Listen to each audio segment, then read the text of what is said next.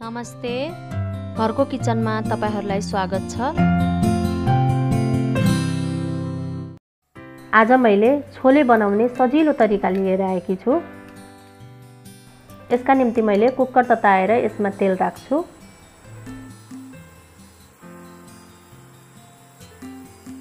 तेल तातिसकेपछि तेजपत्ता र दालचिनी, मरिच, सुकमेल राख्छु र यसलाई चलाउँछु। त्यसपछि जीरा फुराउँछु।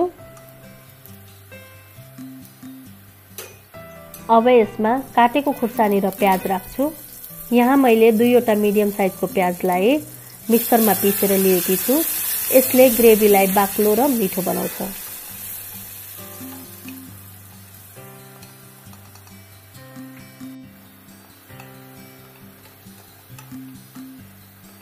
प्याजलाई अब म रातो रातो नहुँदासम्म भुट्छु।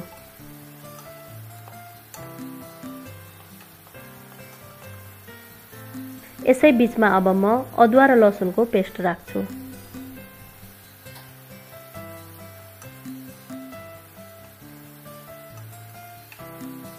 अदुवा लसुन पनि राम्रोसँग भुटिसकेपछि अब म यसमा जिरा र धनियाको धुलो,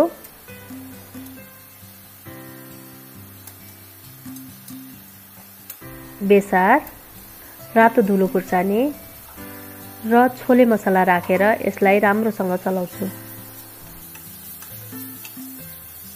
छोले बनाउँदा चुलोको आँच जहिले पनि मध्यम राख्नुपर्छ।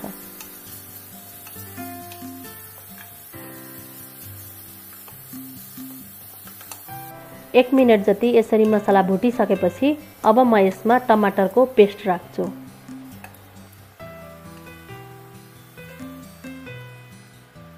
टमाटरलाई यसरी चलाइसकेपछि अब म यसलाई छोपेर पकाउँछु।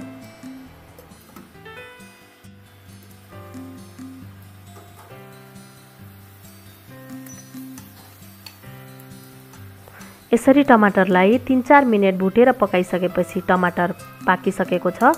अब म यसमा भिजाएर राखेको सेतो ठुलो चना राख्छु। यसरी चना ओइरिसकेपछि अब म यसमा स्वाद अनुसार नुन राख्छु। छोले बनाउँदा चनालाई कम्तीमा पनि 7-8 घण्टा भिजाउनु पर्छ। मैले पनि अघिल्लो दिन नै भिजाएको चनालाई लिएकी हुँ। भिजाएको चनालाई बोइल गरेर पनि छोले बनाउन सकिन्छ। यहाँ मैले छिटो गर्नको लागि बोइल नगरिकन एकैचोटि पकाउन लागेकी हुँ। चना र मसला राम्रोसँग मिसिसकेपछि अब म यसलाई 2-3 मिनेट छोपेर पकाउँछु।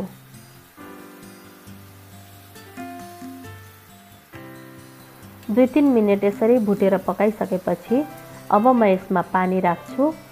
पानी राख्दा रस कतिको बाक्लो र पातलो खाने त्यो हिसाबले राख्नुपर्छ। अब म कुकरको बिर्को बन्द गरेर यसलाई 5-6 सिटी लाग्न दिन्छु।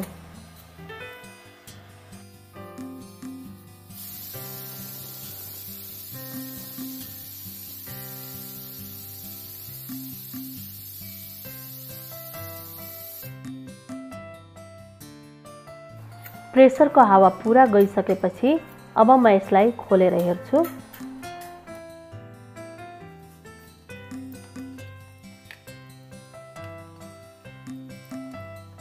चना राम्रोसँग पाक्यो कि पाकेन भनेर म यसरी थिचेर हेर्छु। चना राम्रोसँग पाकिसकेको छ। अब अन्तिममा म यसमा हरियो धनिया राख्छु र एउटा बाउलमा निकाल्छु। यसरी बनाएको छोलेलाई रोटीसँग, भातसँग, पुडीसँग खान सकिन्छ। यहाँ भने मैले भटुरेसँग सर्भ गरेकी छु। भटुरे बनाउनको लागि मैले छुट्टै भिडियो तयार गरेकी छु। त्यसलाई पनि हेरिदिनु होला।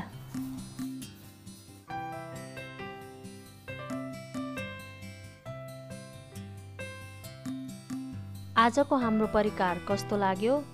यदि हाम्रो प्रस्तुति मन परेमा लाइक, सब्स्क्राइब, कमेन्ट र शेयर गर्न नभुल्नुहोला। नमस्कार।